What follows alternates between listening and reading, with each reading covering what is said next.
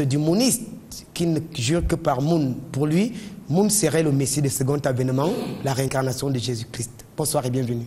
Bonsoir King Nathan, bonsoir mes co-panélistes. Je dis un bonsoir particulier au Père Céleste et au révérend Dr Sonyon Moon, le vrai parent de l'humanité, le Messie de second avènement. Je dis bonsoir à Madame Hadjahan Moon et à tous les mounistes dans le monde entier. Je vous dis bonsoir. Alors, révérend Moon, moi j'ai une préoccupation avec vos bonsoirs qui me semblent alambiqués. Vous dites bonsoir aux morts? Bonsoir aux morts parce qu'il y a le corps physique et le corps spirituel. C'est le corps physique qui est enterré. Le corps spirituel retourne vers le ciel. C'est pour cela que Jésus a été capable d'invoquer l'esprit de Moïse et d'Élie. C'est pour te dire que les esprits ne meurent pas. Alors aujourd'hui, le monde entier a connu une phase cruciale de son histoire, l'Afrique en particulier, qui s'est mobilisée pour un individu, pour un homme, pour un ancien président, je dirais même un président, Laurent Gbagbo. Oui, c'est pour nous dire que l'Afrique est en train de se conscientiser sur toutes ces dominations qui se passent partout dans le monde.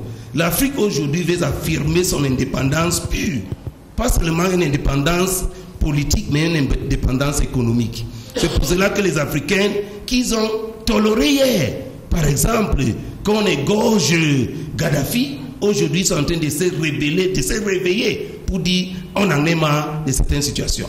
Merci.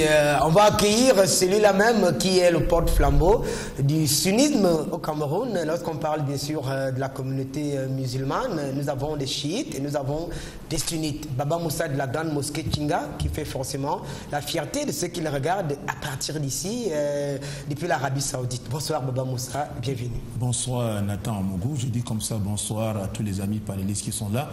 Je dis bonsoir à mon épouse Aïcha qui en ce moment, je crois, il est devant, n'est-ce pas, sa télévision pour, n'est-ce pas, nous regarder. Je dis comme ça bonsoir à mes enfants qui aiment aussi bien cette émission. Je dis bonsoir aux frères Aoudou du complexe islamique de Tchinga, aux frères Saïd Abdourahman, aux frères Tobin, sans oublier, n'est-ce pas, le frère Malam Bello et le frère Malam Nouada. Je dis bonsoir aux auditeurs, aux téléspectateurs, je vais dire, du Cameroun, d'Afrique et du monde entier. Merci. Il nous a retrouvés sur ce plateau après un certain temps. C'est un résicrucien, mais alors un enseignant pédagogue. Docteur Jacques Etundi, pour le compte du Lectorum Rosicrucianum, c'est la Rose Croix d'Or. Bonsoir et bienvenue. Oui, bonsoir Nathan, bonsoir à mes panélistes, bonsoir à la technique, à la régie et bien entendu à la maison, à son fondateur, le promoteur, monsieur Amougou. Que je remercie d'avoir permis justement qu'une telle tribune se mette sur pied. Donc, bonsoir également à l'ensemble des téléspectateurs. Bonsoir à la communauté des chercheurs, communauté mondiale, parce que pour nous, une âme en recherche est précieuse, quel que soit le sens de sa recherche. Merci, docteur Jacques Etundi. On rappelle que c'est un rosicrucien et sans tabou permet à cela de sortir et de s'exprimer.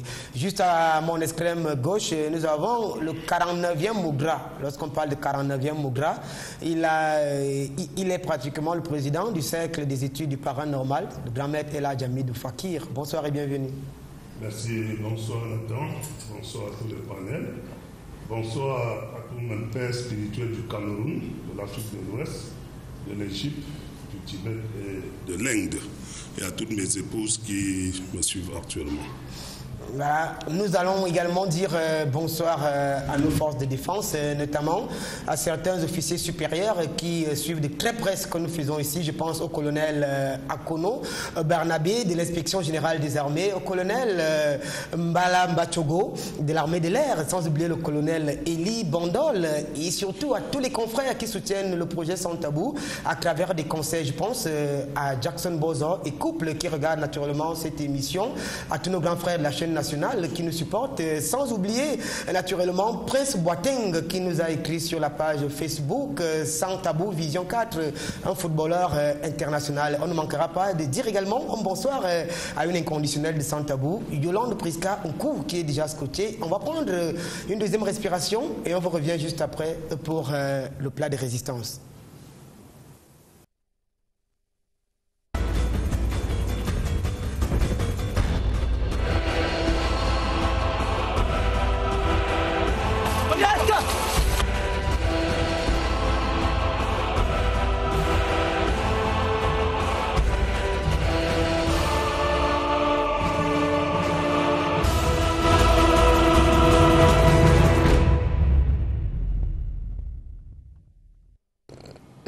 C'est une grande première dans l'histoire de l'Afrique, à savoir les États-Unis d'Afrique. Maintenant, et pourquoi?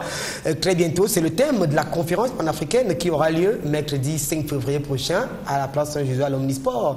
On va interroger nos spiritualistes parce que, comme aime souvent le dire David Teboutou, Franck Fanon parlait ici de la libération psychologique, spirituelle qui doit naturellement contribuer à la libération physique. Docteur Jacques Etundi.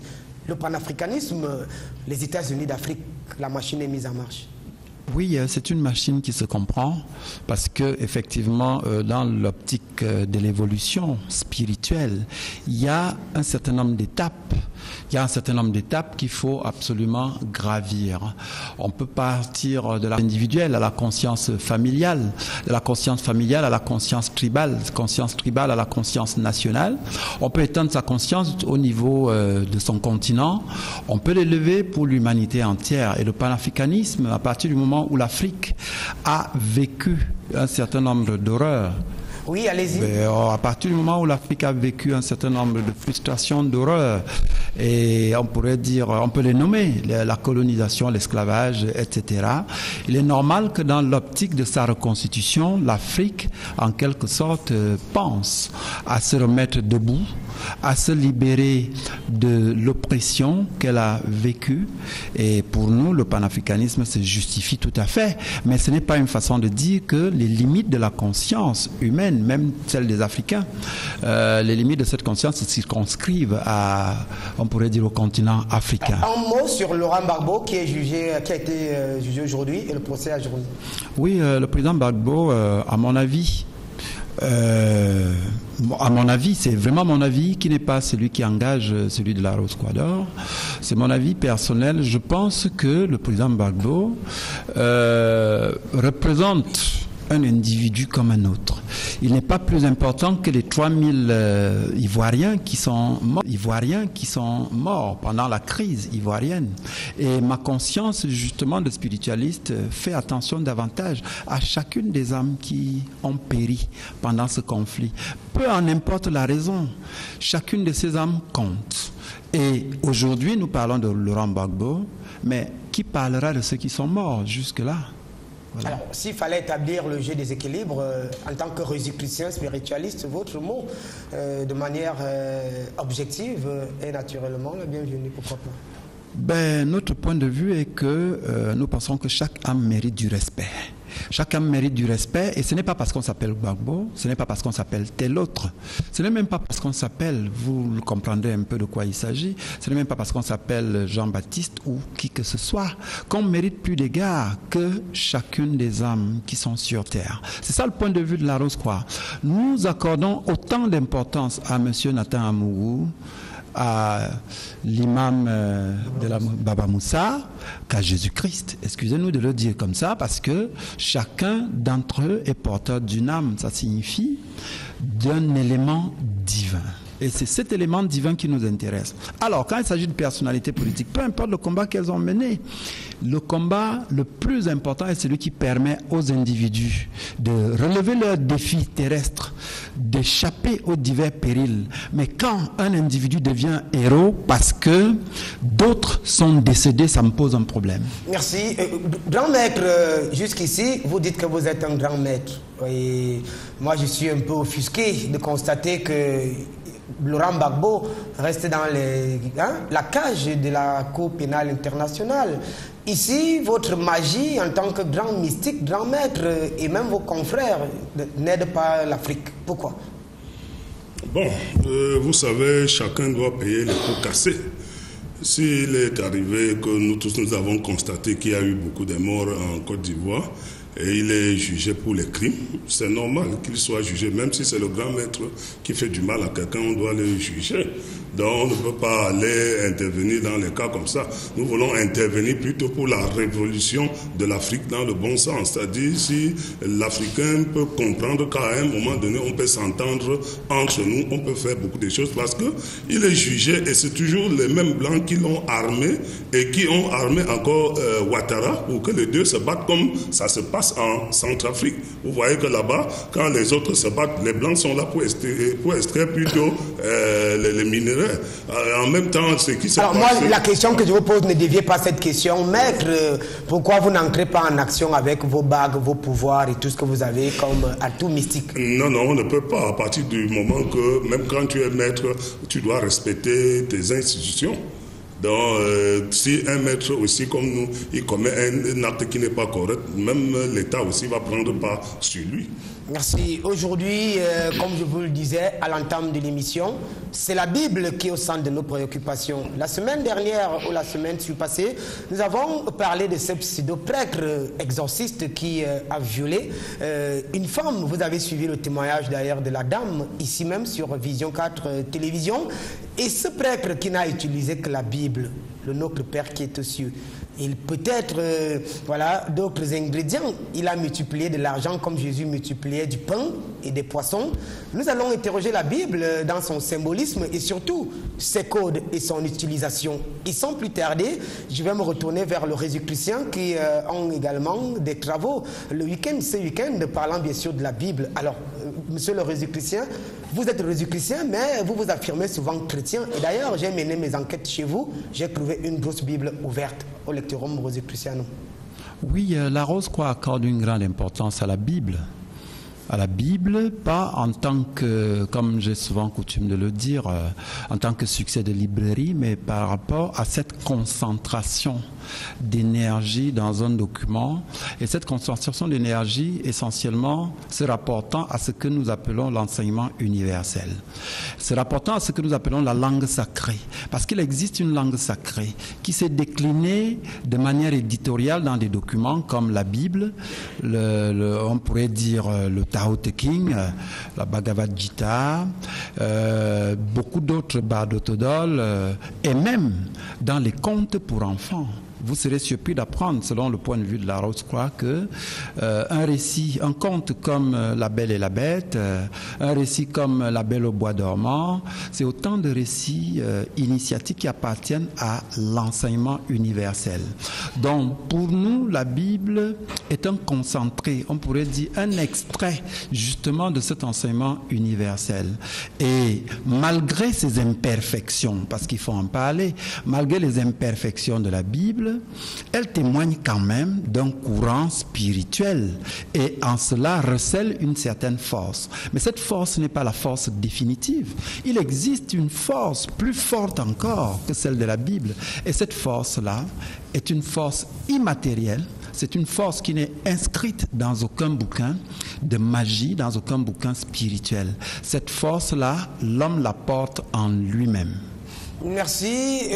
Révérend Bou, la Bible est un concentré d'énergie, loin de la parole de Dieu.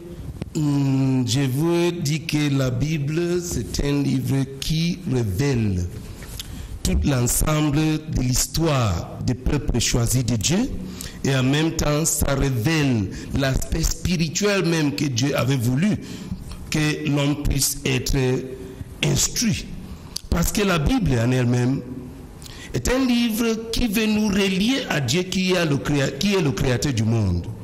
Donc, pour dire que c'est une force énergique, c'est écarter le phénomène que la Bible également, c'est un livre historique qui est en train de restaurer le peuple choisi, le peuple dans tout le monde entier. Selon les révélations de Messie du Second Avènement, le révérend Moon, il a déclaré que cette Bible n'a aucune erreur dedans. C'est pour cela que le Seigneur Jésus dit que quand l'Esprit de la vérité viendra, il vous guidera dans toutes les vérités. C'est ceux-là qui ne comprennent pas quelles sont les vérités qui vont dire que dans la Bible, il y a des erreurs. Dans la Bible, il n'y a aucune erreur. C'est seulement avoir l'esprit de compréhension. Alors, il dit que la Bible est un concentré de force, d'énergie. Est-ce que vous partagez cet avis? Effectivement, la Bible est bourrée de force parce que la Bible dit que Dieu est esprit et c'est lui qui loue Dieu doit le louer en esprit et en vérité. Et c'est dans cette optique-là que tu vas constater qu'elle est bourrée de forces énergétiques spirituelles. Baba Moussa, je vais vous interroger en tant que théologien musulman et un fervent liseur, je dirais peut-être aussi lecteur de la Bible. Oui, en ce qui me concerne, en ce qui nous concerne en tant que musulmans, nous allons dire que Dieu... Bible, parole de Dieu, concentré d'énergie? Bon, nous n'allons pas dire que Bible, parole de Dieu. On va dire qu'en partie. Mais lorsque vous prenez par exemple la Bible, Louis II, avec une référence de Scofield, vous allez retrouver que plus de 10 livres à l'intérieur sont à auteur inconnu.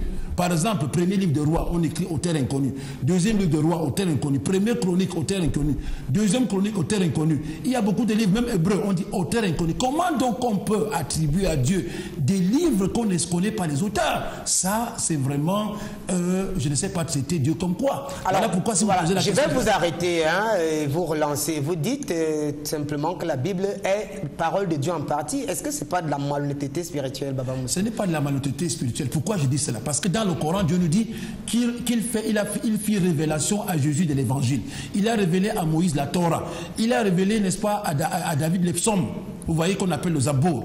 Alors donc il y a une partie des petites parties de ces livres-là qui se retrouvent dans la Bible.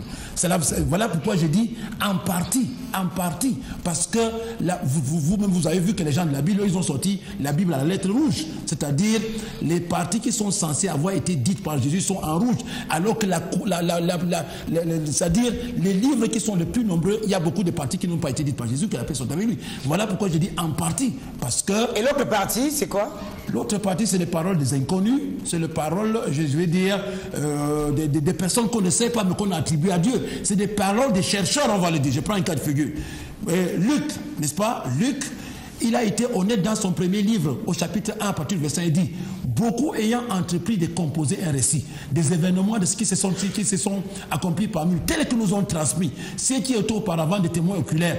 Il m'a semblé bon à moi aussi, après avoir fait des recherches, de t'expliquer, excellent Théophile. Ça veut dire que lui, il a pris l'initiative d'écrire, n'est-ce pas, son livre, parce qu'auparavant, les gens ont entrepris de composer des récits. Et nous savons qu'il y a une différence entre la composition et la révélation. Parce que la révélation vient de Dieu.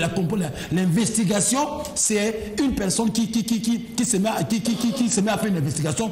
Et naturellement, lorsqu'il pose des questions aux gens pour savoir ce qui s'est passé, n'est-ce pas, les réponses qu'il peut avoir ne peuvent pas toutes être exactes. Merci. Alors, grand maître, je vais également convoquer votre casquette de mystique ici. Bible, ensemble de petits livres choisis dans le tas. Livre d'initié ou tout simplement un tout magique? Oui, bon, déjà, si je suis venu avec ça, c'est parce que vous savez, on dit souvent que l'exemple vaut mieux que la leçon. Toujours, j'ai eu à faire des démonstrations parce que je suis pratiquant de l'art. Quand on entre dans les Bibles sacrées, comme la Bible en elle-même, le Coran, la Bhagavad Gita, la Torah, l'Évangile, ce sont des livres mystiques quand tu es initié. Mais au but aussi simple pour celui qui n'est pas initié, il peut l'utiliser dans l'aspect simple sans connaître les clés. C'est pour ça que je suis venu aujourd'hui avec les clés de la Bible, de Somme de David. Comment les Hébreux utilisent cette clé? Comment les Égyptiens utilisent cette clé? Comment les Indiens même utilisent cette clé? Alors, vous qui êtes grand mystique, il vous arrive aussi d'utiliser la Bible? Oui, exactement. Les Sommes de David, tout religieux peut utiliser. Même les musulmans utilisent. Où sont ces clés? Ah oui, voici par exemple la première clé que je dois montrer. C'est le livre des Sommes. Tel que les Hébreux utilisent. Vous avez vu que là, c'est hébreu et français. Personne ne voit ce que vous nous montrez là. Ah oui, voici ça. C'est-à-dire, là, il y a l'hébreu et le français. Et il y a les clés dedans. Si vous allez dedans, vous allez voir que le somme 1, on peut le pratiquer pour telle chose. Le somme 2, on va le pratiquer pour telle chose. Jusqu'au somme 151. Ça, c'est les Hébreux. Ça, c'est d'origine hébreu. Ça, c'est tel qu'ils utilisent la clé. Mais il faut être initié parce que ça, ce ne sont pas des livres que vous allez voir dans les librairies. Je les ai eus parce que je suis initié et j'ai aussi fait beaucoup de... On ne veut pas savoir comment vous avez fait pour avoir tous ces livres. Oui, bon. Moi, je voudrais savoir, Nathan Amougou qui rentre chez lui à minuit, comme je vais rentrer forcément aujourd'hui, si je veux lutter contre les sorciers, qu'est-ce que je dois faire avec tout ce que vous avez comme paperasse? Ah oui, d'accord. Si, par exemple, voici encore une autre clé que je vous montre là. Dedans, vous voyez que le son 91, quand tu rentres à la maison, tu prends du sel. Tu lis 3 ou 7 fois. Sur le sel. La magie? Oui, la magie copte. Des Sommes de David. Des Sommes de David, le 151, avec la clé. Là-dedans, il y a tout. Il y a tout, comme je vous dis là. Bon, juste, vous n'êtes pas assez clair, maître. On utilise ces clés comment? Est-ce que je dois boire du sang pour que ce soit opérationnel? Le sel, ça va ou seulement le sel? Non, il faut s'initier. Là, vous avez les travaux avec les élémentaux, par exemple. Ici, dans cette Bible, tu peux faire les travaux avec des élémentaux, avec les anges planétaires. C'est-à-dire, quand on parle des élémentaux, ça veut dire que vous allez travailler avec les esprits de la terre. On vous parle de ces sombres-là ici, qui sont les gnomes. Vous allez aussi travailler avec les esprits de l'eau, qui sont les ondiers. Ne bougez pas trop, hein? Mon caméraman veut stabiliser l'image. Vous allez également travailler avec les sylphes, qui sont les esprits de l'air, et les salamandres, qui sont les esprits du feu. Il y a ça ici. Est-ce que le Saint-Esprit vous brûle, puisque là vous bougez, hein? Le caméraman veut stabiliser l'image. Non. La magie des sombres, voilà, de David. Okay, voilà. Baba Moussa, ici on a l'impression qu'on est en pleine séance de sorcellerie avec des livres peu orthodoxes qui nous sont proposés par le 49e Mudra. Hein? Il a fait des études mystiques, spirituelles, voilà, en Inde. Et il nous dit que la Bible qu'on lit, ce n'est pas de manière littérale. Bon, heureusement que lui-même, il reconnaît, n'est-ce pas, qu'il fait de la magie copte et autres. Il se reconnaît comme un magicien. Mais bon, la magie, en ce qui nous concerne du point de vue islamique, la magie, c'est un acte de mécréance. Celui qui fait la magie est mécréant. Parce que celui qui fait la magie, il ne s'est pas suffi de l'omnipotence de Dieu. Il va chercher des forces ailleurs. Hein? Parce que celui qui donne la force, c'est Dieu. C'est lui qui est le Tout-Puissant, c'est Dieu. C'est lui qui est capable de tout, c'est Dieu. Comment peut-on laisser Dieu pour aller apprendre la magie alors que nous avons, n'est-ce pas, ce livre que Dieu nous a révélé en tant que musulmans, nous avons le Coran. Que Dieu dans le Coran, il a dit qu'il a descendu le Coran qui est une guérison et une miséricorde. Nous parlons de Bible, le Coran viendra après. Hein? Non, c'est en passant. Symbolisme et code. Il dit que la Bible est dépositaire d'un certain nombre de codes qu'il faudrait forcément être initié pour comprendre ces livres dits sacrés. Bon, moi je dirais que ça, c'est un point de vue, n'est-ce pas, du magicien. Qui peuvent prendre, n'est-ce pas, n'importe quel livre, n'est-ce pas, apporter une interprétation fallacieuse. Et au travers de ces interprétations fallacieuses, faire des déductions, n'est-ce pas, qui sont pas rationnelles en fait. Alors, le Résécution également nous a parlé de la couture de la Bible et même de ses codes. Lui aussi, c'est un magicien, le Résécution. Bon, les Résécutions, en partie, vous savez bien qu'on dit qu'ils s'enfoncent dans la magie aussi quelque part. Hein? Parce que vous-même, vous avez dit, quand vous êtes allé, n'est-ce pas, au lectorium, il y a des antichambres qu'on ne vous a pas permis d'entrer. Pourquoi vous avez interdit d'entrer dans ces antichambres-là? Quand vous allez au lectorium, ça veut dire que ça, c'est peut-être des chambres... Bon, nous parlons de Bible ici. Hein? En passant, parce que vous avez dit... sur la Bible. Justement sur la Bible, parce que vous avez parlé de Résécution. Voilà. Puisqu'il donne son avis, il dit que la Bible a une couture et que la Bible a des codes aussi. Bon... c'est aussi un sorcier? Bon, un sorcier, je veux dire que ça dépend, n'est-ce pas, du point de... Il est en train, n'est-ce pas, de donner le point de vue de la Rose-Croix par rapport à la Bible. Parce que justement, il considère, comme il dit souvent, qu'il considère la Bible comme un livre de chevet. Malheureusement, qu'il y a certains points de vue qu'il donne qui sont incompatibles avec, n'est-ce pas, la réalité biblique même. Alors, donc on se pose la question, est-ce que la Bible est un livre de magie? Est-ce que la Bible est un livre des initiés? Est-ce que la Bible est faite pour qui? Alors, on se pose la question. Les magiciens utilisent la Bible. Les Rosicruciens utilisent la Bible. Satan même utilise la Bible avec le concours de nos amis de la régie. Ils vont nous proposer la Bible de Satan tout à l'heure qui a été localisée par l'équipe de Sans Tabou. Alors, monsieur le Rosicrucien, Bible dans sa couture et son symbolisme et même ses codes. Partagez-vous l'avis du grand maître? L'avis du grand maître, je le comprends. Je le comprends parce que, sans le partager, mais je le comprends. Je le comprends parce que c'est à la Rose-Croix qu'on a les facultés de comprendre le niveau de recherche de chaque individu. C'est à la Rose-Croix qu'on peut arriver à situer les efforts qui sont faits pour les âmes humaines pour arriver à se dépêtrer en quelque sorte de la misère humaine. Donc, nous allons dire que quand il nous parle des elfes, des ondines, il parle du travail qu'on peut effectuer effectivement avec cette... Alors, voilà la Bible de Satan qu'on nous propose. Oui. Et c'est une Bible que nous avons eu à avoir sans tabou et aller à la rencontre de la Bible de Satan. Vous vous reconnaissez quand même là-bas? Puisqu'on voit l'étoile de Salomon. Non, j'ai rien à dire je n'ai rien à dire par rapport à ce bouquin que je n'ai jamais vu et que je ne souhaite pas voir simplement parce que... les Bibles de Satan. Oh non, ça ne nous intéresse pas beaucoup. Sainte Bible de Satan. Ouais, bon. Et puis le nom n'est pas la chose. Quand vous dites Satan, il faut faire attention. Quand on me dit la Bible de Satan, c'est peut-être pour chercher un effet d'annonce. Mais qu'est-ce qu'il y a dedans? Ce qui m'intéresse, ce serait le contenu de cette Bible de Satan. Qui dit que ce bouquin ne permet pas la libération de l'âme? Moi, je ne sais pas, je n'en sais rien. Mais ce n'est pas parce que je vois la Bible de Satan que ça m'impressionne. Tous les noms peuvent être pris. J'ai entendu dire tout à l'heure que Moon, par exemple, était avait été la réincarnation de Jésus-Christ. C'est leur foi qu'on respecte. Le problème, c'est les résultats auxquels on parvient. Donc, même à travers la Bible de Satan, on peut s'auto-réaliser? C'est l'interrogation que j'ai. En fait, ce que je voudrais ici, c'est mesurer, parce que j'en ai les outils, pouvoir mesurer le taux vibratoire de ce bouquin. Oui, parce qu'a priori, comme ça, à la télé, je peux rien dire sur ce bouquin parce que je ne le connais pas. Alors, Imam Baba Moussa, vous venez de voir la Bible de Satan. Voilà ce que vous voyez en face de vous. Et on parle de Bible, symbolisme et code. Bon, ce que je viens de voir, justement, m'étonne un peu.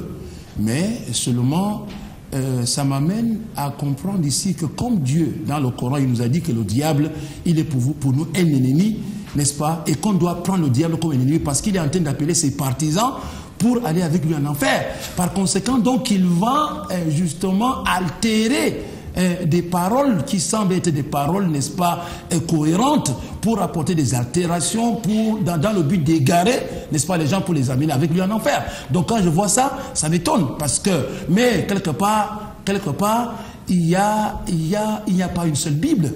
C'est ça le problème. Parce qu'il y a beaucoup de Bibles qui ne font pas l'unanimité de tous les chrétiens. Les catholiques ont le leur, les protestants ont le leur, les témoins de Jéhovah ont le leur, Satan a aussi pour lui. Alors, finalement, on ne comprend rien. Pourquoi est-ce que, si ces Bibles-là ont fait l'objet de la révélation de Dieu, pourquoi il n'y a pas une seule Bible qui fait l'unanimité de tous les chrétiens? On se pose la question. Dieu qui est, n'est-ce pas, omniscient. Dans ce livre, on écrit toute parole inspirée de Dieu. Si on dit que toute parole inspirée de Dieu, donc comme la Bible satanique est inspirée de Dieu. Oui, si on se base sur cette parole, toute parole est inspirée de Dieu. Ça veut dire que la Bible du Satan est aussi inspirée de Dieu selon ce qui est dit, n'est-ce pas, dans la Bible. Ce qui est dit dans la Bible, on se pose la question donc... Alors, Révérend Moon, pour revenir à Baba Moussa, Satan même est un franc connaisseur de la Bible et aujourd'hui, il a même dit à son bouquin qui lui est dédié. Vous savez, Nathan, je voudrais d'abord dire à Imam Baba Moussa que quand on dit les livres inconnus, c'est la partie historique d'un peuple.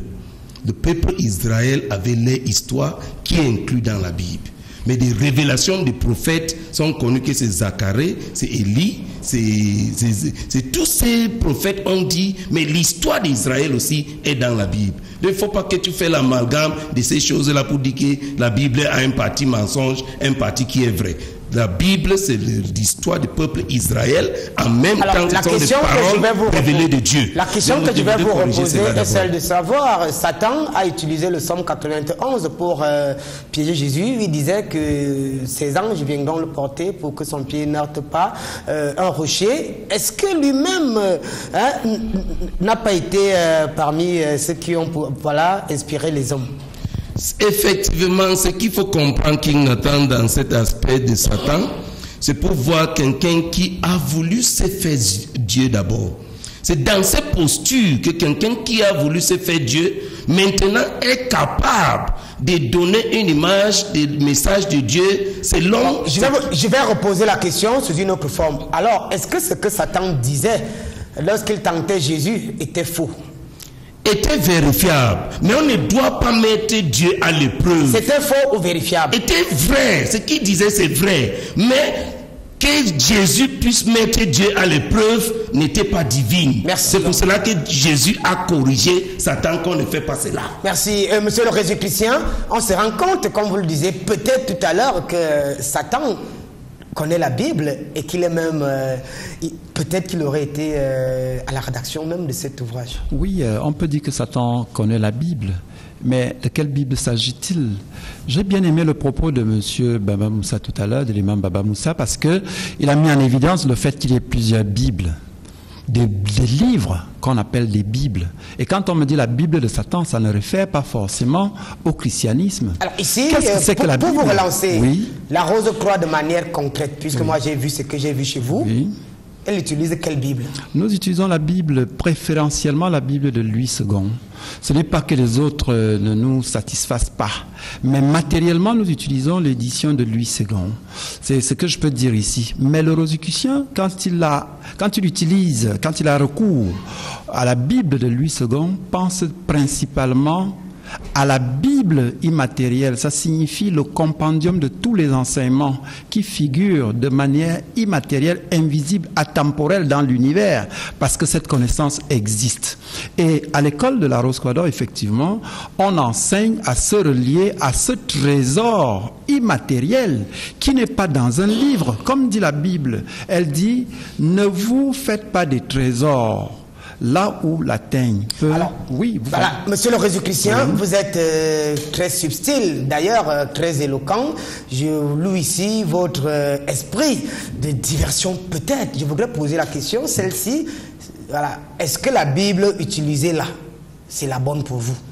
La Bible de Louis II a l'avantage... Cet ouvrage matériel. Oui, cet ouvrage matériel réfère à un autre immatériel. Ah. Vous savez qu'il y a une relation entre le monde visible et le monde invisible. Donc quand nous avons affaire à cette Bible, nous ne la louons pas. C'est pas, j'allais dire, le fin mot de l'histoire du christianisme. J'ai l'impression que vous me faites comprendre qu'il existerait une Bible invisible. Il y a une Bible invisible, entendue comme l'enseignement que Dieu donne à l'humanité. Et cet enseignement-là n'a été écrit par personne. Cet enseignement-là est un enseignement qui est vrai à tous les instants. C'est-à-dire qu'au moment où nous parlons, il y a dans ce studio une Bible, entendue comme une atmosphère. Ça signifie comme, on pourrait dire, un rayon divin qui veut s'exprimer à travers chacun d'entre nous. Et c'est celui-là que nous appelons la Bible. Elle n'a pas de forme, elle n'a pas d'époque, elle n'a pas de rédacteur. La Bible, oui, parce que c'est comme Dieu. Et vous n'allez pas me dire que Dieu a cessé de parler aux humains depuis qu'on a arrêté le canon de la Bible. Mais Dieu continue de parler à l'homme. Le véritable problème, c'est de savoir si l'homme a les capacités pour comprendre le langage de Dieu dans l'actualité et dans sa situation particulière. Merci. Imam Baba Moussa, voilà donc, le mot est craché. La Bible, comme a montré à la Rose-Croix, ce n'est pas de ça qu'il est question. Et ils ont une Bible invisible.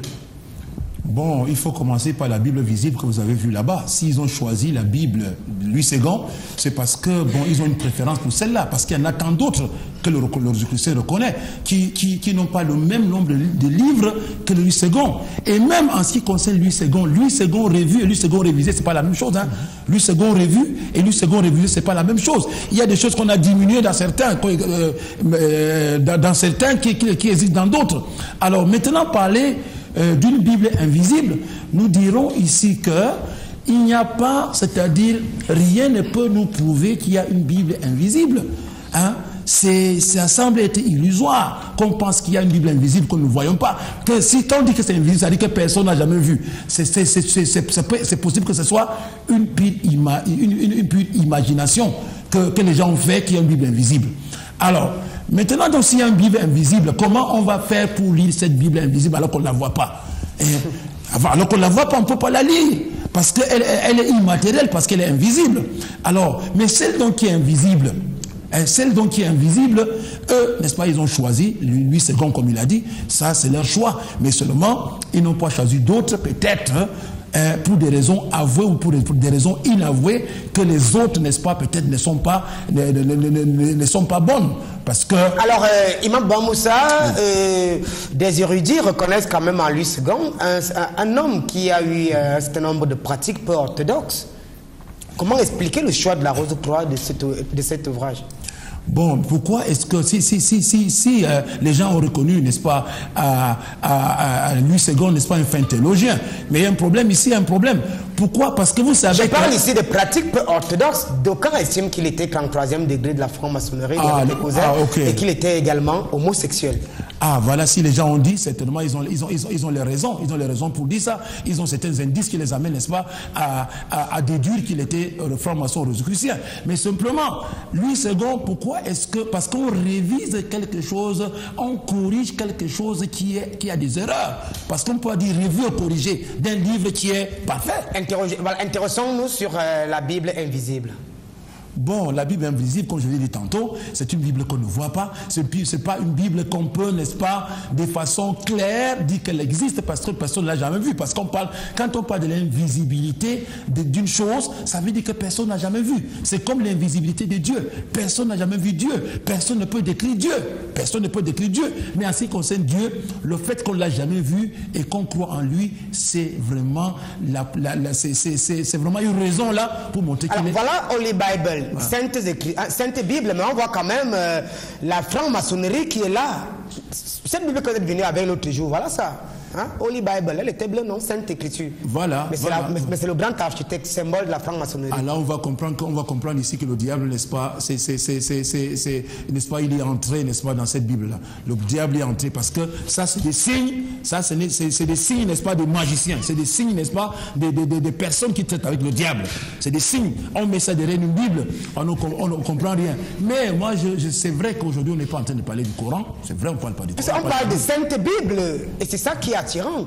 Bon. Alors, vous êtes venu avec cette Bible, couleur bleue. Voilà, on dit Sainte Bible. Mais Sainte Bible avec les signes de la franc-maçonnerie. Alors on comprend. Nous savons que les francs-maçons, même si les francs-maçons eux-mêmes ne veulent pas avouer, mais il y a un certain nombre, n'est-ce pas, d'images que nous avons vues, n'est-ce pas, des pratiques qui sont des pratiques justement incompatibles avec la volonté de Dieu, qui sont plutôt sataniques. Mais lorsqu'on voit donc un signe de la rose, pas la rose, quoi, je veux dire, la franc-maçon, sur une Bible, ça veut dire ce que ça veut dire. Parce que ça veut dire que ça dit que la Bible n'a pas eu, c'est-à-dire elle n'a pas été préservée. Parce que si elle a été préservée, elle avait été préservée. À votre avis, est-ce que c'est la parole de Dieu? Parce que là, vous tournez autour du pot. Non, je vous ai dit tantôt que non. Parce que je vous dis tantôt que non. Mais quand je dis non, je voudrais dire que l'évangile, Dieu a révélé à Jésus. La Torah, Dieu a révélé à Moïse. Le Somme, Dieu a révélé à David. Mais Dieu nous a pas dit dans le Coran qu'il a révélé la Bible. Donc, si après notre investigation, nous sommes rendus compte qu'il y a beaucoup d'incohérences. Il y a beaucoup, n'est-ce pas, de contradictions. Il y a beaucoup, n'est-ce pas, de paroles grossières. Il y a beaucoup, n'est-ce pas, des choses qui nous amènent à déduire que Dieu qui est le Tout-Puissant, Dieu le Tout-Puissant, justement, on ne peut pas lui attribuer, l'être humain ne va pas attribuer à Dieu des livres dont on ne connaît pas les auteurs, puisqu'il y a des livres, plus de 10, qui sont à hauteur inconnue. Alors, ceux-là donc qui attribuent ça à Dieu, n'est-ce pas, ils sont là en train de faire, c'est-à-dire une mauvaise chose. Merci. Grand maître El Hadj Hamidou Fakir, Bible, livre de magie, vous avez vu ce que nous avons vu ensemble avec les téléspectateurs. Oui, déjà, la Bible du Satan qu'on a présentée là, vous savez, les gens qui compatissent avec les anges déchus de la 4e dimension, du bas Astar, pour faire du mal, peuvent faire un livre pareil pour leurs adeptes. Vous savez qu'ils ont aussi beaucoup des adeptes, comme partout ailleurs. Mais en dehors de cette Bible satanique que vous venez de montrer, qui appartient à Satan, que ce sont les... Est-ce que vous reconnaissez quand même ces Bibles en tant que grand maître? Bon, je ne maîtrise pas correctement parce que je ne connais pas le fond, mais je sais que si on parle d'une Bible qui appartient à Satan, ça veut dire que c'est ceux qui compatissent avec les anges déchus de la 4e. Est-ce que c'est forcément ça, puisqu'on sait que Satan a même utilisé les versets bibliques de nos Bibles respectives? Rappelons aux téléspectateurs que l'émission est uniquement par SMS, pour ceux qui voudraient nous joindre, c'est uniquement par SMS. Satan même a utilisé les versets bibliques de notre Bible. Et on a vu Sainte Bible tout à l'heure. Vous avez vu ce que moi aussi j'ai vu. Oui, exactement. Bon, vous savez, il y a beaucoup désordres. Par exemple, comme on vient de montrer l'insigne de la franc-maçon sur le livre. Donc il y a beaucoup de désordres qui peuvent également... Non, ici on ne spécule pas, grand maître. Vous connaissez ou vous ne connaissez pas? Non, alors, monsieur le Résécution, je connais très bien. Voilà, dites-moi alors. Je dois vous expliquer. Tout à l'heure, il y a eu un problème sur les livres que je signalais ici. Ce n'est pas la Bible magique comme Baba Moussa le dit. Ça, ce sont les clés. Mais quand tu n'es pas initié, tu ne peux pas avoir les clés. Je vous ai dit, voilà par exemple la clé des sommes qui est éditée par la rediffusion scientifique à Paris. Quand je parle encore de la magie copte, vous voyez que c'est l'édition du ce n'est pas ce que nous intéresse, grand maître. Je pose la question de savoir. Satan même est un fin connaisseur de la Bible. Oui. Vous utilisez la Bible, vous avez un tas de livres ici sur le plateau. Hein, je ne sais pas à quelle fin. Oui, parlez-nous de ces clés. Oui, toutes ces clés, je les utilise dans le côté positif parce que... Je n'ai pas demandé, hein, qui s'excuse s'accuse. Hein, dit-on souvent, monsieur le moniste. Oui, effectivement, quand nous parlons des clés de la Bible, vous savez, King Nathan, il y a tous ces livres qu'il vient de citer là, le Somme et tout ça, c'est des anciens temps. Et pendant l'ancien temps qu'il n'y avait pas cette manifestation de Saint-Esprit, il était possible d'expliquer par ces codes qui parlaient là. Mais ce temps est déjà passé. L'homme ne pouvait plus vivre sur la loi et sur les récits de ce qui s'est passé. C'est pour cela que nous disons que aujourd'hui, les chrétiens n'ont plus besoin d'utiliser ces codes-là parce que le temps est arrivé de vérité. Une question à vous poser. La Bible, est-ce que c'est la parole de Dieu ou pas? La Bible, c'est la parole de Dieu absolue. Mais il y a l'histoire du peuple Israël qui est inclus dans la Bible. Donc, il ne faut pas qu'on confonde ces choses-là. Puisque la Bible est en train de restaurer le monde que Dieu a créé. C'est pour cela que cette histoire est relatée dans cette Bible. Mais en même temps, il y a des révélations prophétiques qui proviennent de Dieu. Donc, quand quelqu'un fait l'amalgame de l'histoire et des livres prophétiques, il va dire que la Bible dit de n'importe quoi. Mais le Messie du second avènement, ne parle pas de votre Messie, s'il vous plaît. Épargnez-nous un peu de votre Messie, hein, qu'on ne connaît pas très bien. Nous parlons de Bible, de symbolisme et surtout d'utilisation. Alors, monsieur le Résécution, on parle de Pentateuque. Lorsqu'on fait évocation du mot penta ou pentagramme ou pentagone, c'est 5, le chiffre 5. Et nous avons vu Genèse, Exode, Lévitique, Nombre, Deutéronome, ça fait 5, ce qui constitue le Pentateuque. Nous avons vu la Bible de Satan tout à l'heure avec le pentagramme. Oui. Et voilà, le ronde qui signifie pratiquement le monde. Explication. Explication, tout à l'heure, j'ai dit un mot qui est passé peut-être inaperçu, à savoir que le mot ne signifiait pas la réalité, ne signifiait pas la chose. De même, un symbole ne suffit pas. Un symbole n'est valable que s'il est réalité. Vous pouvez avoir le meilleur symbole sur vous, mais le problème, c'est l'usage que vous en faites. Comme on pourrait le dire, Satan est capable d'utiliser les mêmes symboles que le Christ. C'est-à-dire que vous pouvez prendre les symboles chrétiens et en faire des actes de pur satanisme. Je pose une question simple, monsieur le Résécution. Oui. Ici, on s'est juré à l'entame de l'émission qu'on va se dire tout sans tabou. Voilà, on parle du pentagramme, du Pentateuque, du Pentagone. Même aux États-Unis, vous connaissez à quoi renvoie le Pentagone. Quelle est la symbolique mystique du chiffre 5, puisqu'on voit le pentagramme dans la Bible de Satan? D'accord. Pour parler du pentagramme, parlons donc de son sens originel, pour commencer. En fait, c'est tout homme qui a un pentagramme. Quand l'homme se place, les deux bras étendus, les jambes écartées, il a quelle forme? Il a la forme d'un pentagramme. Donc, en réalité, quand on évoque le pentagramme, on parle on pourrait dire, du plan divin qui est ainsi inscrit, attaché à chaque vie humaine. Parce que le pentagramme doit devenir justement l'étoile de David, qui doit devenir l'étoile divine. Et c'est à travers justement ce pentagramme que l'homme arrive à se réaliser. Est-ce que c'est pas cette étoile que David a utilisée? C'est pas cette étoile que notre célèbre nation israélienne prend comme emblème? Ils prennent ça comme emblème, mais le problème c'est ce qu'ils en font. Tout à l'heure j'ai entendu le moniste dire que la Bible est la parole de Dieu. Il évoque en même temps l'histoire du peuple israélite. C'est peut-être que dans son esprit, ce peuple est le peuple élu. C'est l'interprétation qu'ils en ont faite. Mais la vérité est qu'il n'y a pas de peuple élu a priori. Ah. Il n'y a pas de peuple élu a priori. Et vous dites que vous êtes chrétien. Vous êtes chrétien par quelle Nous sommes chrétiens parce que nous savons, comme dit la Bible, tout juif n'est pas juif. Être juif, c'est un état auquel on parvient à travers un travail spirituel. Il ne suffit pas d'être né en Israël, il ne suffit pas de se déclarer juif pour être appelé juif. Juif, justement, fait partie du langage spirituel, où on reconnaît que celui qui a été oint fait partie justement de la communauté des élus. Ce n'est pas l'Israël physique. C'est pour ça que la première perception que nous, Africains, on avait d'Israël était peut-être la meilleure. Parce qu'on pensait qu'Israël était un pays qui n'existait pas ici sur Terre. Effectivement, dans la notion d'Israël, l'Israël spirituel, qui n'est pas l'Israël physique, il y a effectivement cette notion, j'allais dire, cette notion d'élection.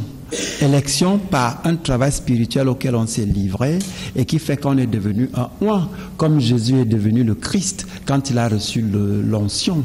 Vous voyez, il y a la logique du processus. Il y a la logique d'un travail à faire. Et c'est ce travail qui nous distingue justement des religions. Parce que dans les religions, les choses sont données. Oui, dans les religions, les choses sont données. Avec vous, monsieur le Résu-Chrétien, est-ce que vous pouvez partager avec nous la couture de cette Bible?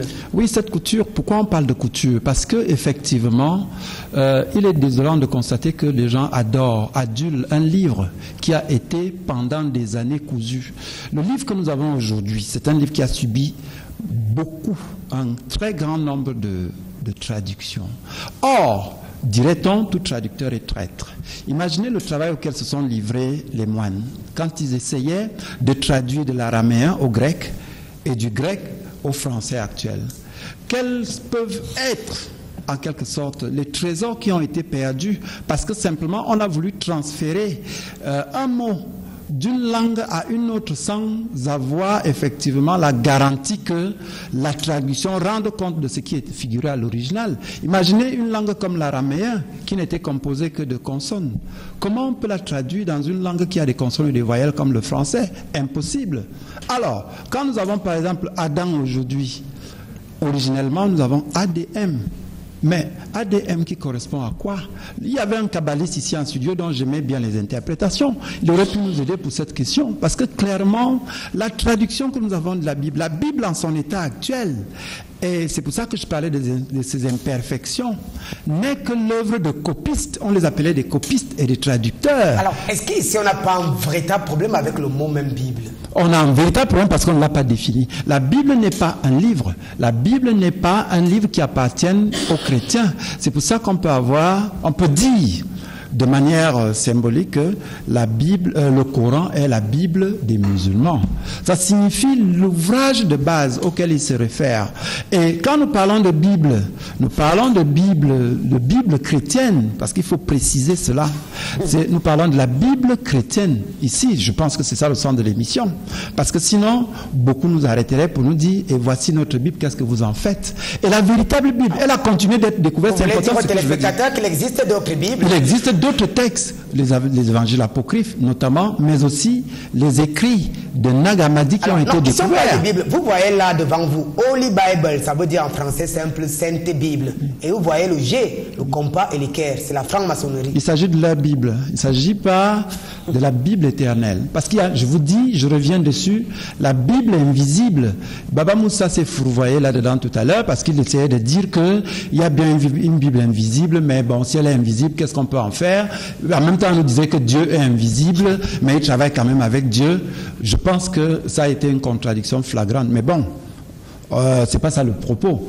En réalité, il y a une Bible invisible. Il y a une Bible invisible mais opérante. Il y a un enseignement que Dieu a donné à l'humanité. Et cet enseignement continue d'être dévoilé au jour le jour.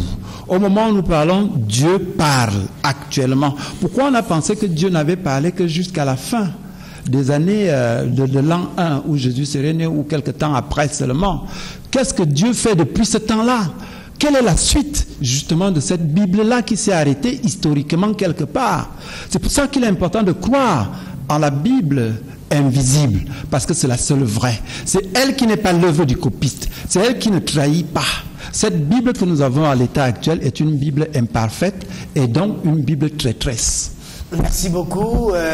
Imam Baba Moussa, on va se permettre de prendre quelques réactions, rappelant aux téléspectateurs que l'émission est interactive et c'est uniquement par SMS. Si vous réagissez au-delà de nos frontières, utilisez le code indicatif de notre pays, plus 237, suivi du numéro qui s'affiche au bas de l'écran, uniquement par SMS et votre courriel sera décrypté. On va prendre ceci. Bonsoir le plateau. Bonsoir le plateau. L'imam n'est jamais d'accord. L'imam n'est jamais d'accord que Jésus est le Fils de Dieu, mais un prophète. Monsieur Moussa, êtes-vous d'accord? Le nom de Jésus est écrit quelque part dans la Bible. Alain depuis le Nigeria. Alain du Nigeria qui indexe directement l'imam. Bonsoir grand théologien. Quelles sont les origines de vos différentes Bibles? Voilà, il faut signer vos SMS. Ça relève du degré de sérieux que vous manifestez à travers l'émission Sans Tabou. À nos amis du Togo, c'est uniquement par SMS, merci. Bonsoir King Nathan. Je voulais juste demander au pasteur du plateau ce que fait le pasteur Emmanuel au Nigeria. Voilà, c'est également un Nigérian qui nous envoie cette réaction. Ce que fait le prophète Tibi Yoshua, certainement au Nigeria, il voudrait savoir. Ok, on va continuer de prendre les SMS qui nous parviennent pour faire plaisir à nos téléspectateurs du monde entier. Un pasteur dit que dans la Bible, il n'y a pas d'erreur, n'est pas averti. J'ai un livre écrit par un savant chrétien sur les incohérences et contradictions de la Bible. Signez vos SMS de grâce, nos amis du Niger. Bonsoir Nathan et à tout le panel. Dites au docteur d'être franc. Il en sait quelque chose sur la Bible de Satan. Il n'est pas Jésus-Christ pour rien. Honoré. Vous voulez que j'aille tirer les verres du nez? Mais rassurez-vous, je vais essayer de l'amener à parler. D'ailleurs, c'est un monsieur très libéral. Il parle toujours. C'est pour cela qu'il s'affiche ici à Mondo Vision pour parler de ces choses compliquées. Merci. Un pasteur, non, ça a été lu. Merci pour tout ce que vous faites et surtout, mon fils, fais attention, Maman Gisèle de Zurich. On se focalise au niveau de la recherche uniquement. Maman Gisèle qui suit allègrement cette émission tous les jeudis. Merci pour tout ce que tu fais, du courage dans ton combat, Doudou de Bata en Guinée équatoriale. C'est véritablement une pluie de réactions de par le monde. Le Jésus-Chrétien veut juste vous dire que la sagesse s'acquiert dans l'autre monde en sortant astralement. Dika Mpela. Ok, on a compris son stratagème. Bonsoir Nathan, le plateau. Où est-ce qu'on trouve cette Bible de Satan? Rodrigue, votre question est compliquée. Ici, nous sommes là pour le décryptage. Êtes-vous sûr que si on vous remet même cette Bible de Satan, vous allez dormir avec si vous n'êtes pas initié? Voilà, donc il faut juste comprendre le sens de l'émission et ça vous permettra d'éviter de tomber dans ces choses-là. Satan connaît la Bible mieux que tout le monde. La renverse par son interprétation. Le SMS nous vient du Congo, Brazzaville. Alors, on va revenir sur le plateau pour continuer avec nos différents panélistes. Grand maître Eladj Hamidou Fakir, ce soir encore, nous avons l'impression que vous ne voulez pas nous livrer tous les secrets de la magie biblique. Alors, on parle du chiffre 5, et vous avez vu, c'est ce qui incarne le drapeau d'un célèbre pays, Israël. Et surtout, la Bible de Satan que vous avez eu en face de vous. Oui, bon, déjà, le chiffre 5 représente le corps humain dans la spiritualité. Et vous allez voir que c'est le chiffre de la planète Mars, qui est la planète de force dans la spiritualité.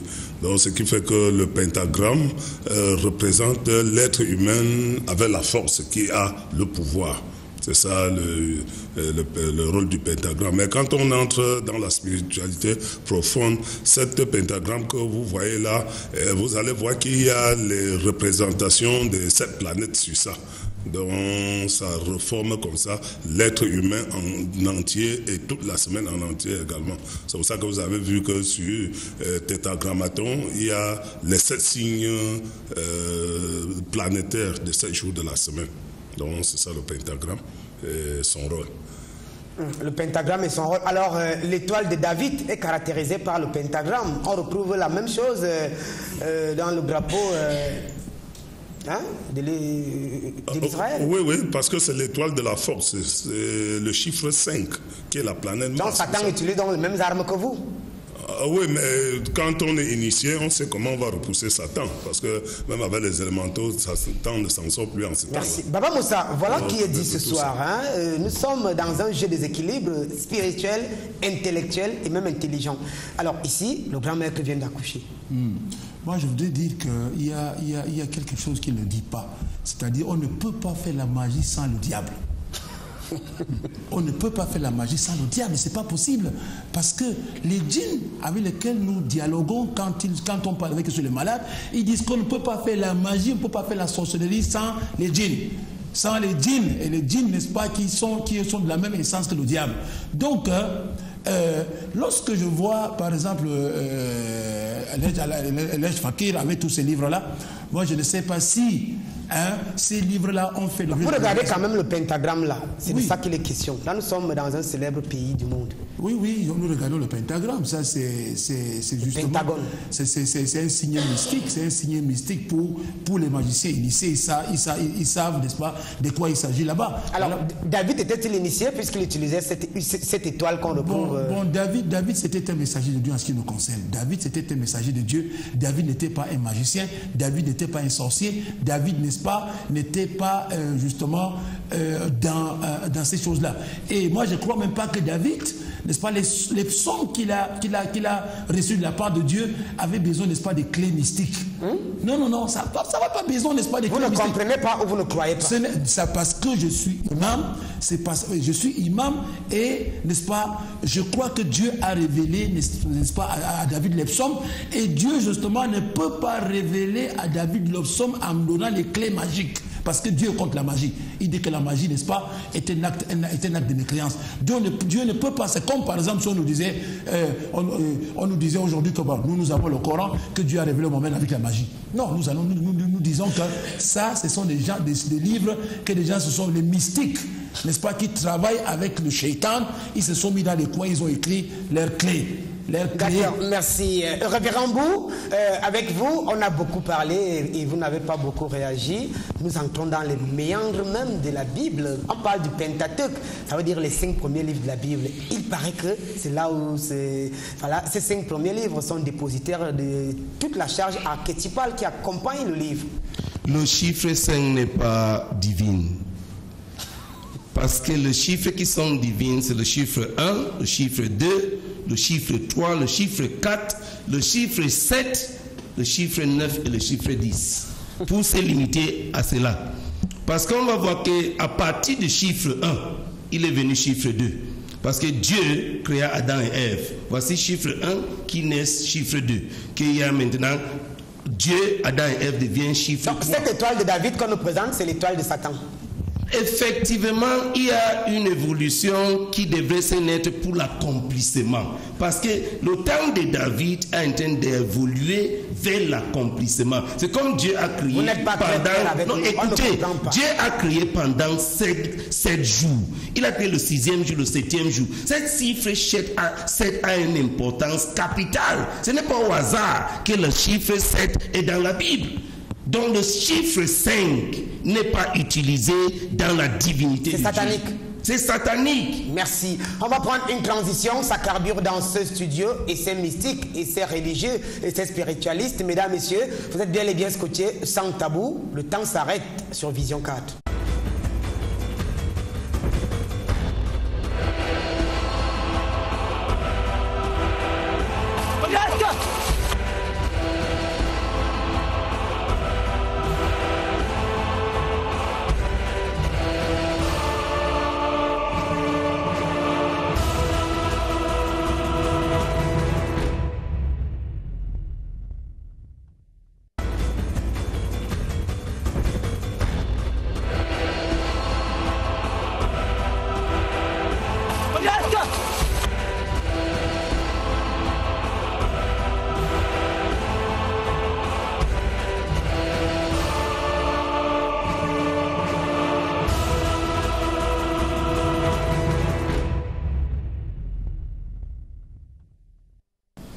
retour sur le plateau pour la suite de nos échanges. On rappelle que la rentrée solennelle de l'émission Sans Tabou, ce sera le 18 février, ici même au groupe L'Anecdote, et ce sera un challenge entre les spiritualistes, les mystiques, les initiés et les vrais hommes de Dieu.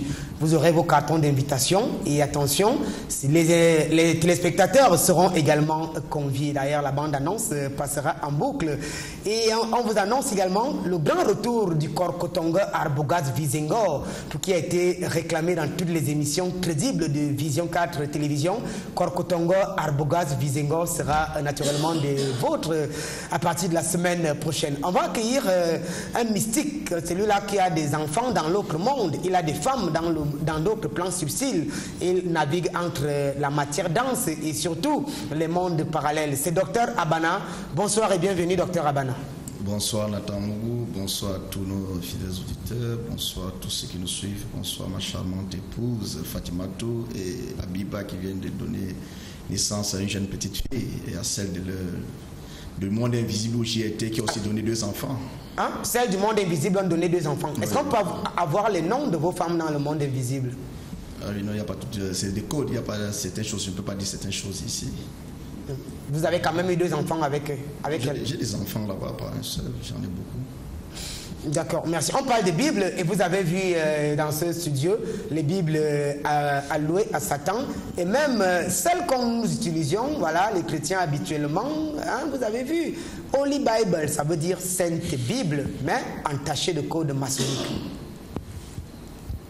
Oui, nous avons vu une Bible là avec le compas et l'équerre, qui est un signe très édulcoré et clair dans le monde ésotérique.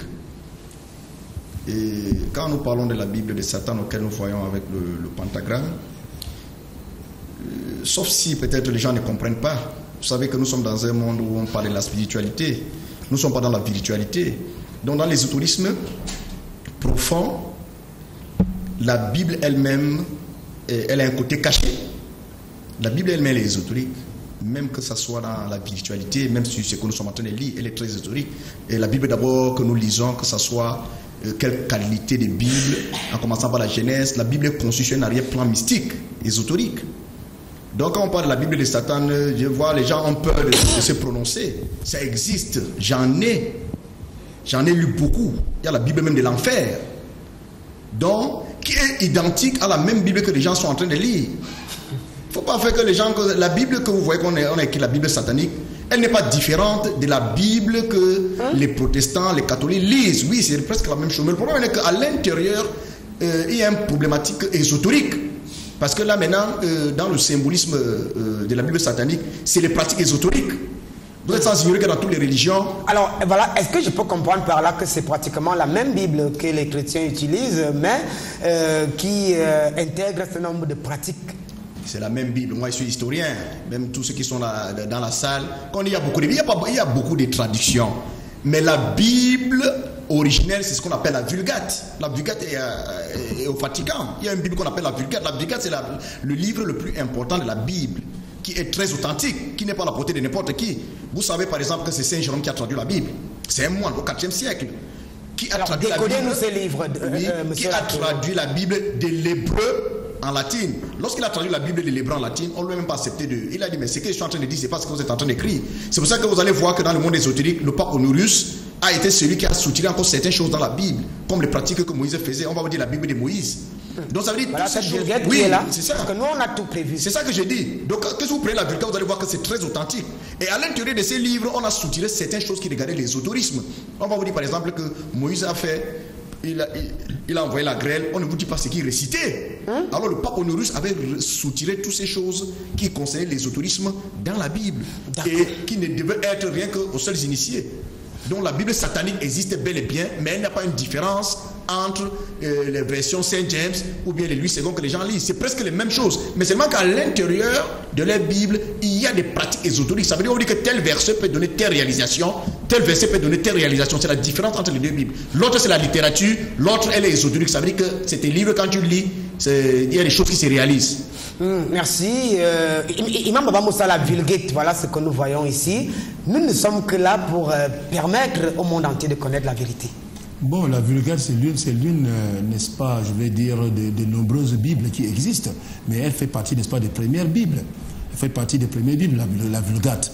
Mais maintenant, je ne sais pas pourquoi on appellerait, n'est-ce pas, la Bible de Satan, et qu'elle serait semblable à la Bible, aux Bibles que les autres lisent. Bon, ça veut dire, si on appelait sa Bible de Satan, ça veut dire que Satan s'est ingéré. Et justement, Satan, lorsqu'il s'ingère, c'est pas pour apporter le bien. Alors, Baba Moussa, je vous connais souvent franc. Est-ce que vous allez nous dire, est-ce qu'on peut avoir une proposition d'une Bible qui est quand même correcte? Bon, une Bible qui est correcte, il n'existe pas une Bible qui est correcte. Mais nous allons dire qu'il existe un évangile qui est correct, qui a été révélé à Jésus, mais qui a été altéré au fil du temps.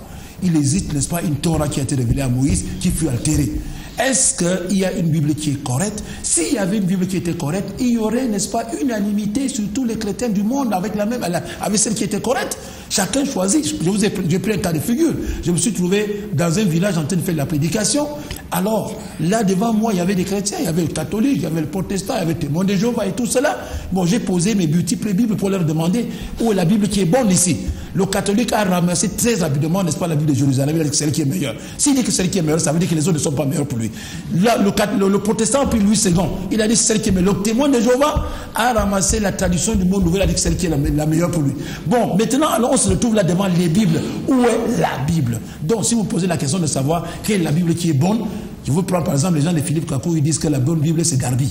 Pour eux, c'est la Bible Darby qui est la tradition de Darby qui est la bonne Bible. Pour eux, vous voyez, donc chacun des chrétiens, il se réclame être chrétien, a une Bible pour lui qui est la meilleure. Où est donc, n'est-ce pas, celle que Dieu donc a révélée, qui devrait normalement faire l'unanimité de tous les chrétiens? Alors, Satan, je vais insister, a utilisé quelle Bible donc pour essayer de renverser la foi de Jésus? Bon, quelle Bible il a utilisé? Il a utilisé un certain nombre de paroles. Il a utilisé un certain nombre de paroles.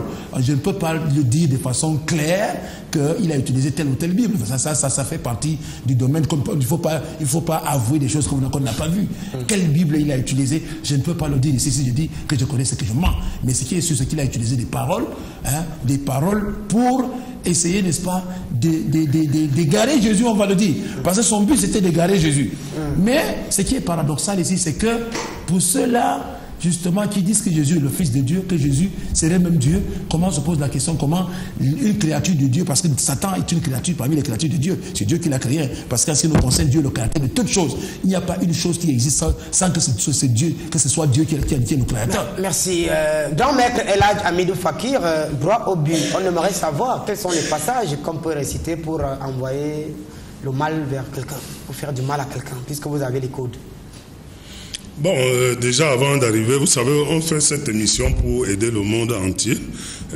On doit faire la différence quand on pose souvent des questions. Parce que tout à l'heure, Imam Baba Moussa venait de dire que tous les livres, même si c'est les clés, il traite de satanique. Je lui dis non.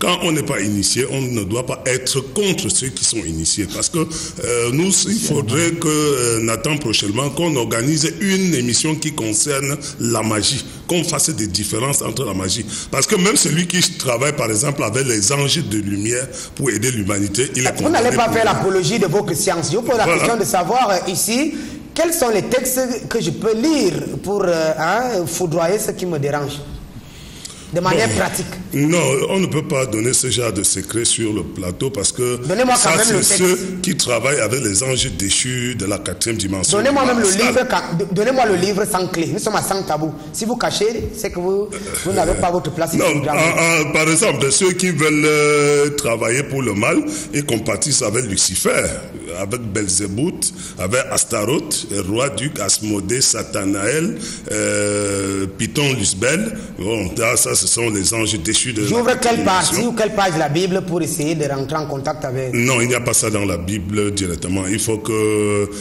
ça soit, par exemple, comme les anges de l'abîme. Vous avez vu ici, j'ai un livre sur les anges de l'abîme. Non, nous parlons de Bible, laissez votre livre. Votre livre ne m'intéresse pas trop, grand maître. Non, dans la Bible... Je vais vous relancer. Vous êtes un grand maître et vous m'avez dit que la Bible est entachée de codes. Je voudrais donc faire du mal peut-être à Baba Moussa. Non, pas à lui, mais quand même, je souhaite faire du mal à Baba Moussa. Quel est le verset que je dois utiliser et qu'est-ce que je dois faire pour qu'en lisant cette Bible, ça prenne effet? Soyez concret. Non, si tu me disais la protection, c'était mieux parce que on ne peut pas venir ici vendre les armes pour faire du mal, surtout que nous sommes en train de protéger les gens dans ce domaine-là. Si tu demandes plutôt la protection, je peux te diriger comment ça peut se passer, mais pas la recette pour faire du mal.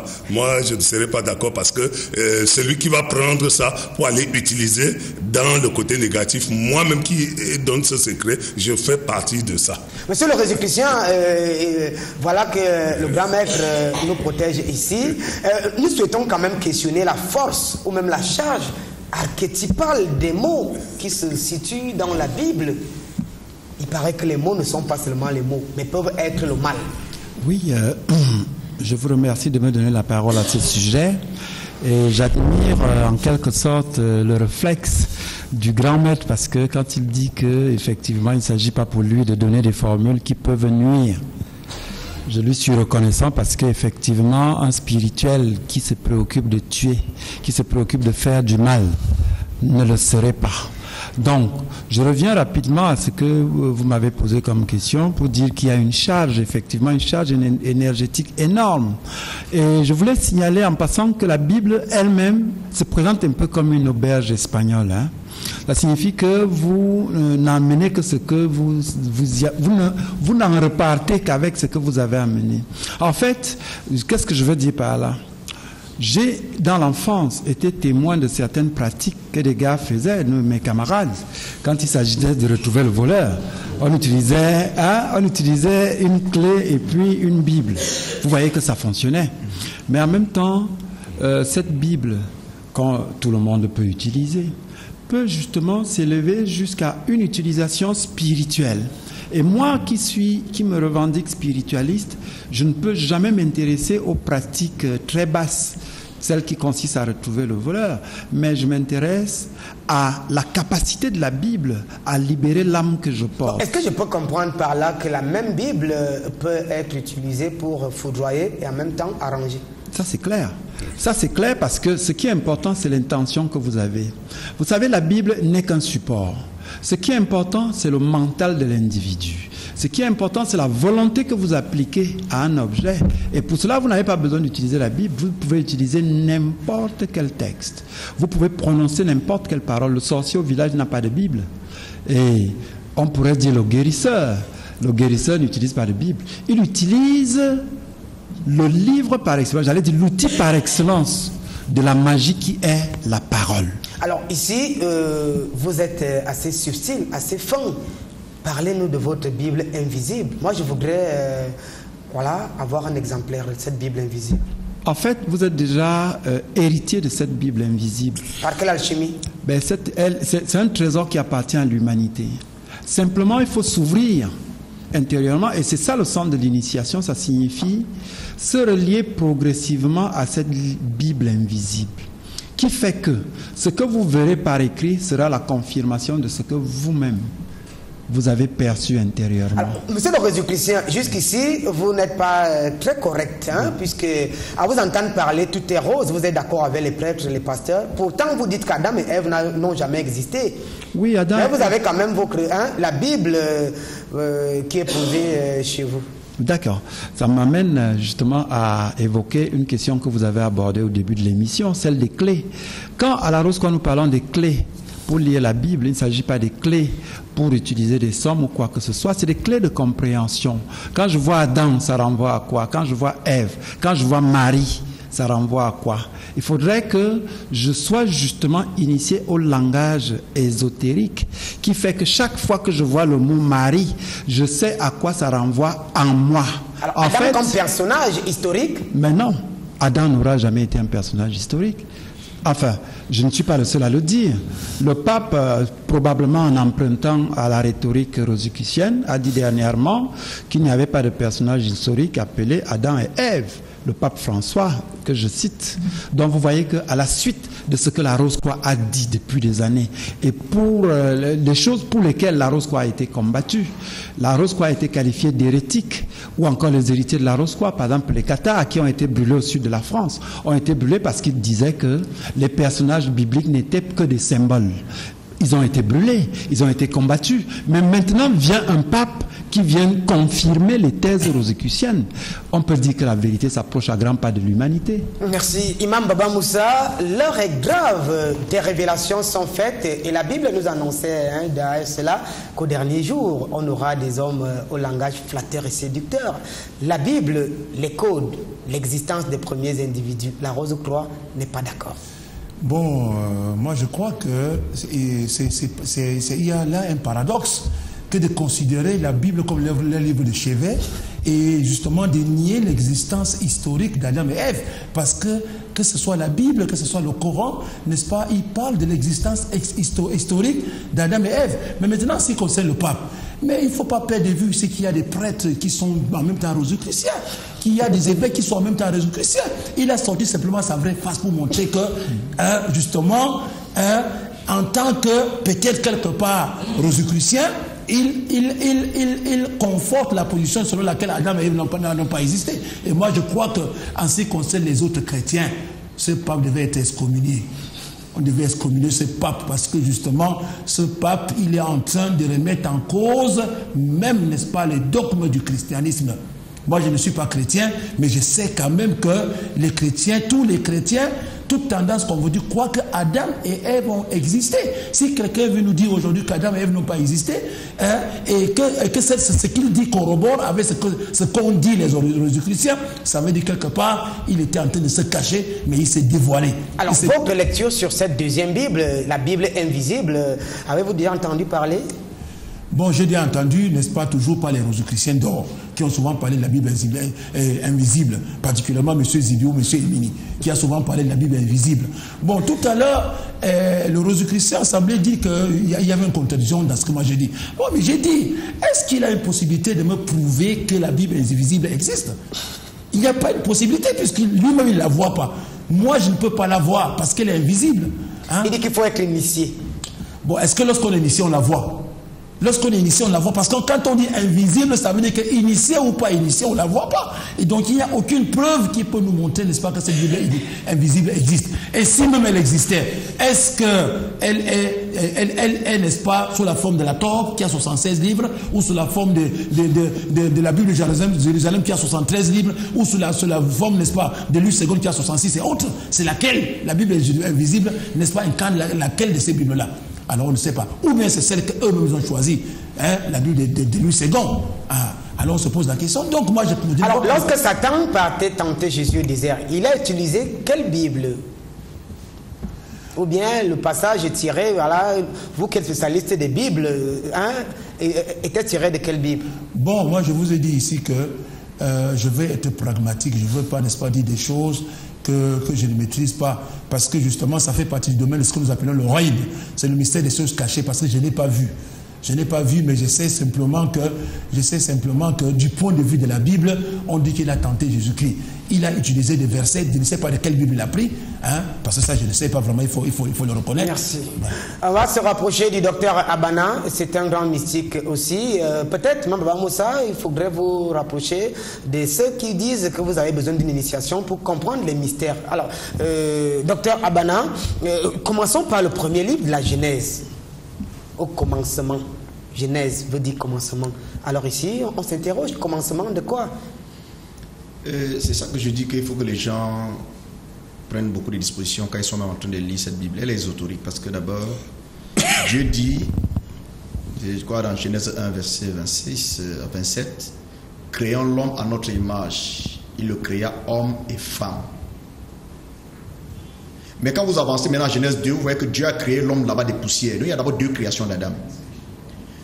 1er Genèse 1, verset 26 à 27, Dieu dit, créons l'homme à notre image. Il le créa, homme et femme. Il les créa, c'est le pluriel. C'est la Bible. Les choses sont conscientes. Est-ce qu'on n'est pas victime ici des traductions? Non, on n'est pas victime de traduction. C'est que bon, voilà, c'est ce que Dieu dit. il dit, il crée l'homme là, cet homme est à son image. Alors il y a un autre homme que Dieu crée la poussière, et de cette poussière, Dieu crée Adam. Est-ce que vous comprenez? Mais cette poussière ne serait pas la poussière de cette terre, parce que on parle comme si c'était terre là qu'on a pris pour créer l'homme. C'est pas cette terre. Cette terre, cette poussière que Dieu a créée l'homme, elle est différente de cette terre que nous marchons là-dessus. Alors, ésotériquement parlant, vous regardez déjà que la Bible est même dans un arrière-plan mystique, comme je te dis. Si vous regardez par exemple, Dieu a créé Adam et Ève, c'est bien beau. Adam et Ève donnent naissance à Caïn et Abel, c'est bien beau. Caïn tue Abel, c'est bien beau. Dieu maudit Caïn, c'est-à-dire Dieu dit quiconque tue Caïn pourra se pécher cette fois. Vous voyez, Dieu protège Caïn. Et Caïn va au nord d'Éden habiter. Pour comprendre les choses bibliques, Caïn va au nord d'Éden habiter, il épouse une femme. La même, il épouse une femme. Alors Dieu donne, Adam et Ève donnent naissance à Seth. Seth épouse une femme. La femme de Caïn a le même nom que la femme de Seth. Mais d'où sort cette femme? D'où sort la femme de Caïn et d'où sort la femme de Seth? Et ils ont les mêmes descendants. Regardez, lisez bien la Bible. Les gens ne veulent pas lire la Bible, ils viennent raconter des ragots ici au plateau. Faites attention, lisez la Bible, vous allez voir que les descendants de Caïn, la femme de Caïn, c'est a le même nom que la femme de Seth. Et ils ont les mêmes descendants. Ils ont les mêmes descendants. Alors qu'est-ce que vous voulez nous faire ressortir à partir de ces similitudes? Oui, c'est cette similitude. Je vais vous démontrer. C'est pour vous dire que, n'est-ce pas, la Bible est créée et conçue sur un arrière-plan occulte. Donc la Bible, ce n'est pas la portée de n'importe qui. C'est pas parce que les gens lisent, c'est pas la littérature. Parce que les gens qui lisent la Bible comme les imams Baba Moussa, ils comprennent ça littéralement. Mais la Bible, elle est ésotérique. La Bible, ce n'est pas la littérature. La Bible a un côté caché dans toute chose. Ça a un côté caché. Lui-même, Dieu dit dans le Coran, il dit, je suis le premier, je suis le dernier, je suis le dessus, je suis l'intérieur. Devant nous, là, je suis en train de faire une démonstration simple, Nathan, Amougou. Chaque être humain est caché. La nuque là, c'est visible. Toi, tu vois ma nuque, mais je ne peux pas voir ma nuque. C'est déjà caché en moi. Si nous doutons qu'il n'y a pas le cachet, même en nous-mêmes, il y a le cachet qui est visible pour les autres. Je ne peux même pas voir mes fesses. Mais quelqu'un d'autre derrière voit mes fesses. C'est déjà le cachet en moi. Donc, vous devez comprendre que Dieu a créé le monde avec l'invisibilité. Donc, ça dit dans la visibilité, il y a l'invisibilité. Donc, pour comprendre les Écritures et sonner les Écritures, vous devez avoir certaines initiations. Oui, Baba Moussa, bon, puisque nous parlons de la Bible, je ne veux pas rentrer dans le Coran, parlons typiquement de la Bible. Et quand je suis en train de vous donner certaines données, que quand vous vérifiez, vous voyez que la Bible est conçue dans un arrière-plan occulte. C'est un mystère. Donc, ne peut décrypter la Bible qu'un initié. Alors, à quoi sert la Bible? Oui, la Bible, c'est un code. C'est un livre d'histoire. C'est un livre de la morale. C'est pour ça que nous tous on a été en Occident. Il est mon témoin qu'à l'église, tu ne peux pas trouver les enfants de 15 ans à l'église. Tu vas trouver les enfants de 7 à 13 ans. Tu ne peux pas voir un enfant de 15 ans. Tu ne peux pas voir un type de 20 ans, 25 ans jusqu'à 40 ans. Tu vois à partir de 65 ans. Les jeunes ne partent pas à l'église. Ils n'ont rien à faire de ça. C'est nous qui prenons l'église les dimanches pour aller là-bas. Les blancs ne vont pas à l'église. Merci. Les occidentaux ne partent pas. Merci pour le rapport de ce que vous avez fait de l'autre côté. Bonsoir. La Bible est codée. Et seul Jésus en la personne du révérend Moun peut la décoder. Salut au pasteur Mbou, Ernest Mofo depuis N'Djamena. Ernest Mofo de N'Djamena qui donne son point de vue. Bonsoir le panel. Je suis Giscard Mpio de N'Djambla au Congo Brazzaville. Voilà.